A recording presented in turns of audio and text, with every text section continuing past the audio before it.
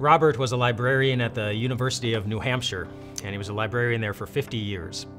Robert was a pretty frugal guy. He never went out to eat. He ate TV dinners. He drove a 1992 Plymouth, and he loved to read. At one point, he decided to read all the books in the library. He started with the books that were written in the 1930s and didn't stop until he had read 1,938 books. He had read them in chronological order. Robert died in 2015. And a couple of weeks after he died, the University of New Hampshire received a check from his estate for $4 million. Nobody was expecting it. Nobody thought that he was worth that kind of money, and he left only one instruction. He wanted $100,000 of the $4 million to go towards the library that he loved so much, but he said the university was free to use the rest of the money in whatever way that he wanted. And so the university, knowing his great love of reading, knowing his great love of books, knowing his severe dislike for anything extravagant, they decided to use the next $1 million of his estate on a new scoreboard for the football stadium. A football stadium that they had just spent $25 million renovating.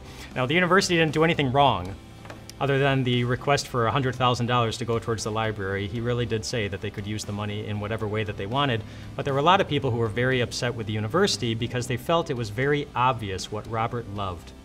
And it seems like that what he loved didn't really matter all that much to anyone.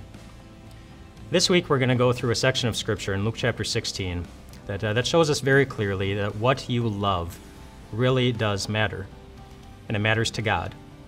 In Luke chapter 16, Jesus told a story about two men, a rich man and a guy named Lazarus, and this is how it goes. This is how it starts. It says, "There was a rich man who was dressed in purple and fine linen and lived in luxury every day.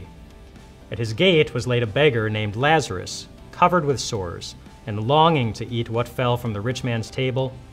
Even the dogs came and licked his sores." Two very different lives. Two very different descriptions of what people love during their lives, and as we'll see during the week, two very different outcomes for each of those lives. But the story illustrates the principle that what you love really does matter. It means something.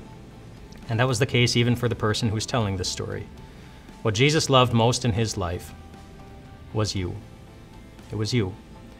"Greater love has no one than this," he once told his disciples, "that he laid down his life for his friends." He considered you his friends. He loved you, and that made a difference in his life. It made a difference in how he lived, in who he spent time with, in what he taught, and it also made a difference in how he died and why he did. He died loving you.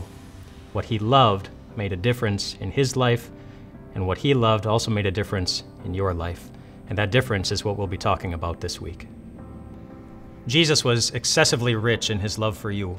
Do you have a story about how someone in your life was excessively rich in their love towards you or for someone else? We'd love to hear about it and celebrate that love with you. Leave it in the comments below, and I look forward to seeing you tomorrow.